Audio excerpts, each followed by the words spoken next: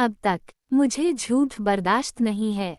मैं अच्छे से जानता हूँ कि तुमने क्या किया है, इसलिए मेरे सामने झूठ बोलने की कोशिश भी मत करना।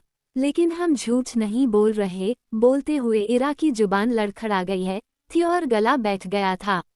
अब आगे, तुमने जानबूझकर ही तो किया है। मैंने तुम्हें मना किया था ना कि तुम यहाँ पर किसी काम को हाथ नहीं लगाओगी। उसके बाद भी तुमने उठते ही झाड़ू उठाई खड़ी हो गई। ये जानबूझकर नहीं किया तो क्या किया? मेरी एलर्जी का तुम्हें नहीं पता था, ये बात मैं मान सकता हूँ। लेकिन मैं काम करने से मना किया है ये बात तो तुम्हें पता थी ना।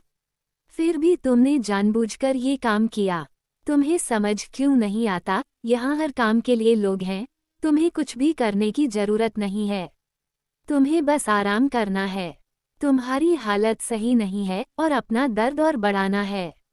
ईरा चुप रही। अधिराज ने उसकी आंसू भरी आंखों में देखा, फिर महसूस किया कि उसने उसकी बाजू पर पकड़ कस रखी थी। उसने उसकी बाजू पर पकड़ ढीली कर दी। उसने ईरा को छोड़ा और बोला, सॉरी, पर ये सब मत किया करो, बोलकर वो कमरे से बाहर निकल गया। ईरा वहीं खड़ी उसे जाते देखती रही। आज छुट्टी थी तो अधिराज चौकी नहीं जा रहा था। कुछ देर बाद बाहर गार्डन में बैठा अधिराज एक पेपर के ऊपर कुछ ड्रॉ करने लगा और ध्यान से उसे देखने लगा। वेदांत उसके पीछे आकर खड़ा हुआ और ध्यान से कागज को देखने लगा। ये क्या ऊट-पटांग बना रहा है? देखने में भी कितना अजीब सा लग रहा है। कितनी गंदी ड्राइंग है तेरी। ज्यादा मत बोल, तुझसे तो बहुत अच्छी है।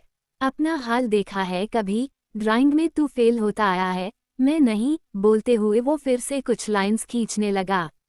हाँ हाँ ठीक है, पर ये तो बता कि ये बन क्या रहा है? कौन सी प्रजाति का हलवा है? मेरा मतलब किस चीज की ड्राइंग है? जल्दी समझ में आ जाएगी। इसे अपने पास संभाल कर रखना। जब भी तुझे लगे कि आगे का कुछ समझ में नहीं आ रहा है तो बस इसको देख लेना। सब अपने आप समझ में आ जाएगा। सारे रास्ते साफ दिखेंगे। हाँ, सारी प्रॉब्लम्स के सॉल्यूशन मिलेंगे क्या? उद्धरण चिन्ह अल्पविराम। ऑफ कोर्स मिलेंगे। बोलते हुए अधिराज हल्का सा मुस्कुरा दिया। वेदांत ने पर्ची ली और बोला, चल रख लेता हूँ। इतने बोल ही रहा है तो मना किया करूँगा। बोलते हुए उसने पर्ची जेब के डाल दी। फिर बोला, वो मुझे बाहर कहीं जाना है तो मैं निकल रहा हूँ।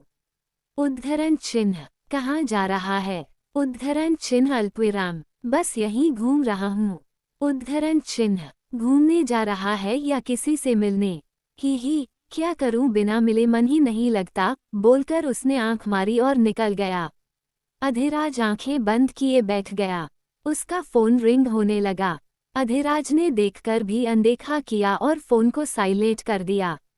क्यों हर दिन वही सब सुनना पड़ता है? नहीं सुनना चाहता ये सब। किसी को समझ में क्यों नहीं आता है? जितना दूर जा रहा हूँ उतना ही खींचने की कोशिश में लगे हुए हैं। कोई समझने वाला पैदा ही नहीं हुआ है। बोलते हुए वो माथे पर हाथ रखे गहरी सांस लेने लगा। उसके सिर में दर्द होने लगी थी। कुछ ज्यादा ही दर्द हो रही है। लगता है कम करनी होगी। बोलते हुए वो घर के अंदर आया और वहीं रखी वाइन की बोतल से एक ग्लास अपने लिए निकाल लिया। फिर एक सांस में गटक गया। सोफे पर बैठकर उसने अपने फोन का लॉक खोला तो व्हाट्सएप पर उसे एक फोटो भेजी गई थी। अधिराज ने बिना ठीक से देखे ही फोटो को डिलीट कर दिया और आंखें बंद किए गहरी सांसें लेने लगा। सांस लेने में भी दिक्कत होने लगी थी। उसने अपनी टी शर्ट उतारकर रख दी और शर्टलेस सोफे पर लेट गया। माथे में अभी भी दर्द हो रहा था। वो दोनों हाथ माथे पर रखे बैठ गया। ईरा ने दरवाजे के पास से बाहर झांक कर देखा तो अधिराज परेशान दिखाई दिया। वो बार बार अपना सिर दबाए जा रहा था। ईरा धीरे धीरे उसके पास चली आई। आप बुरा ना माने तो क्या हम आपका सिर दबा दें? मतलब हम देख रहे थे कि आप काफी देर से अपना सिर दबाने की कोशिश कर रहे हैं, तो अगर आप चाहे तो हम आपका सिर दबा सकते हैं। अधिराज ने आंखें खोलकर कुछ पल उसे देखा। ईरा ने उसकी आंखों में देखा तो घबरा सी गई। उसे लगा कि अधिराज का जवाब ना ही था। वह बिना कुछ कहे अपने कदम पीछे की तरफ लेने लगी। अधिराज बोला, अब कहाँ जा रही हो? दबा दो। ईरा ने सुना तो हैरानी से उसकी तरफ देखने लगी। उसने सोचा नहीं था कि वह एक ही बार में उसकी बात को मान जाएगा। ईरा जमीन पर बैठने लगी तो अधिराज ने उसका हाथ पकड़कर रोक दिया। नीचे मत बैठो, यहाँ ऊपर बैठो, बोलकर वो उठा और ईरा को सोफे पर बैठने का इशारा कर दिया। ईरा भी सोफे पर बैठ गई। अधिराज ने वहीं रखा तकिया हाथ में लिया और उसकी गोद में रखते हुए बोला, गोद में सिर रख लूं क्या? ईरा ने सुना तो बस सिर हिला दिया। अधिराज ने धीरे से उसकी गोद में सिर रख लिया और आंखें बंद कर ली। ईरा धीरे धीरे उसका माथा दबाने लगी। अधिराज को राहत मिलने लगी थी। ईरा के छोटे छोटे हाथ उसके माथे से लगते ही जैसे जादू करने लगे थे। एक अजीब सा सुकून अधिराज को महसूस होने लगा। ईरा को अधिराज से शराब की स्मेल आने लगी तो उसने चेहरा दूसरी तरफ घुमा लिया। अधिराज को नशा चढ़ चुका था। वो वैसे ही लेटा रहा। दिमाग में कुछ और ही बातें चलती जा रही थी, लेकिन ईरा के हाथों के जादू से वो रिलैक्स भी महसूस कर रहा था।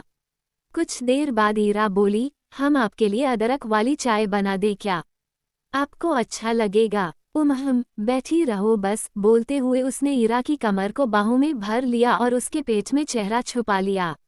ईरा को सिहरन हो उठी। अधिराज अब इतने नशे में था कि उसे होश ही नहीं था। बस इतना एहसास उसको था कि ईरा के पास उसे आराम मिल रहा था। ईरा की सांसें उसकी ऐसी नज़दीकी से तेज चलने लगी थीं। अधिराज ने बहुत हक से उसे पकड़ रखा था, लेकिन साथ ही ईरा को ये स्पर्श बुरा या गलत नहीं लग रहा था, क्योंकि कहीं ना कहीं वह जानती थी कि अधिराज उसके साथ कुछ गलत नहीं करने वाला और उसे गलत इरादे से छूने भी नहीं वाला। उसे बस सिहरन हो रही थी और एक अजीब सा एहसास था जो आज से पहले उसने कभी भी महसूस नहीं किया था। ईरा ने कसकर आंखें बंद कर ली और संकुचाई हुई बैठी रही। अधिराज को अब वैसे ही नींद आ गई थी। ईरा घबराए आंखों से उसे देखे जा रही थी। कमर पर कसे अधिराज के हाथ और पेट पर महसूस होती सांसें ईरा को गुदगुदी करती जा रही थी, पर वो चाहकर भी यहाँ से उठकर नहीं जा सकती थी। वहीं दूसरी तरफ वेदांत ज्योति के साथ गांव घूम रहा था। दोनों गांव से बाहर दूसरे गांव में चले गए थे। ज्योति उसे हर एक जगह के बारे में बता रही थी और वेदांत बहुत ध्यान से उसकी बातें सुन रहा था, पर उसका ध्यान बातों पर काम और ज्योति के चेहरे के ऊपर ज्यादा था। उसने एक खुले से मैदान के पास गाड़ी रोकी और बोला, आपने दोस्ती के बारे में क्या सोचा ज्योति जी? क्या अभी भी आप मुझसे दोस्ती नहीं करेगी? क्या आपको अभी और वक्त चाहिए? उद्धरण चिन्ह अल्पविराम। ज्योति ने उसकी तरफ देखा और बोली, आपको मुझसे ही क्यों दोस्ती करनी है? और भी तो लड़कियां हैं यहाँ गांव में, किसी से भी दोस्ती कर लीजिए, कोई भी आपके मना नहीं करेगी। ये तो अपने ऊपर से मुसीबत टालने वाली बात होती है। क्या मैं आपको अच्छा नहीं लगा? क्या आप मुझे अपनी दोस्ती के लायक भी नहीं समझती हैं? उद्धरण चिन्ह अल्पविराम। नहीं, ऐसा नहीं है। आप बहुत अच्छे हैं, लेकिन ऐसे किसी से दोस्ती करना मेरे घरवालों को पसंद नहीं आएगा। यहाँ पर लड़का लड़की की दोस्ती किसी को पसंद नहीं है, और फिर आजकल तो दोस्ती के नाम पर लोग क्या क्या नहीं करते। दोस्ती, प्यार, कोई रिश्ता अब भरोसे के लायक नहीं है, इसलिए घरवाले इन सब से दूर रहने को कहते हैं। तो फिर आज आप मेरे साथ कैसे आ गईं? अगर दोस्ती और प्यार का रिश्ता रखना भी गलत है तो फिर किसी अनजान के साथ घूमना भी तो गलत ही हुआ ना? बेशक गलत है, लेकिन जब अनजान के कुछ कामों को देख लिया हो, एक लड़की की इज्जत बचाने के लिए कतार से लड़ते देख लिया हो, तो कैसे इतना गलत मान लूं? देखिए, दो बातें हैं। पहली बात तो ये कि उसे लड़की के लिए कतार से लड़ाई अधिराज ने की। हाँ, मैंने साथ दिया और हमेशा दूंगा, और इस बात में भी कोई शक नहीं है कि मैं लड़कियों की इज्जत भी बहुत करता हूँ। और दूसरी बात यह है कि अगर आपको पता है कि आप अपनी ही बात को कॉन्ट्रडिक्ट कर रही हैं, आपकी दूसरी बात आपकी पहली बात का जवाब है। आपको अनजान से दोस्ती नहीं करनी क्योंकि आजकल लोगों का भरोसा नहीं है, लेकिन आपको ये भी पता है कि मैं बुरा नहीं हूँ, तो फिर तो आपको मुझसे दोस्ती कर लेनी चाहिए। ज्योति कुछ देर को चुप हो गई। वेदांत बोला, अच्छा सॉरी, शायद कई दबाव बना रहा हूँ। कोई बात नहीं, जब आपका मन हो तब दोस्ती कर लीजिएगा, मैं इंतजार करूँगा। ज्योति ने धीरे से सिर हिला दिया। वहीं ईरा जमी हुई सी बैठी हुई थी। अधिराज नींद में ही बड़बड़ा दिया, गाना सुनना है मुझे, गाना चला दो, सुकून मिलता है गाने से। ईरा संकुचाई सी उसे देखने लगी। अधिराज फिर बोला, चलाओ ना, मुझे सुनना है। उद्धरण चिन्ह। ईरा ने कुछ पल उसके चेहरे को देखा। वो सोते हुए बहुत प्यारा और मासूम लग रहा था। ईरा ने उसके बालों में हाथ डाला और धीरे धीरे सहलाते हुए गुनगुनाने लगी। रहे ना रहे हम महका करेंगे, बन के कली, बन के सबा, बागे वफा में। उद्धरण चिन्ह। अधिराज के होठों पर नींद में ही मुस्कुराहट आ गई थी। भाग समाप्त।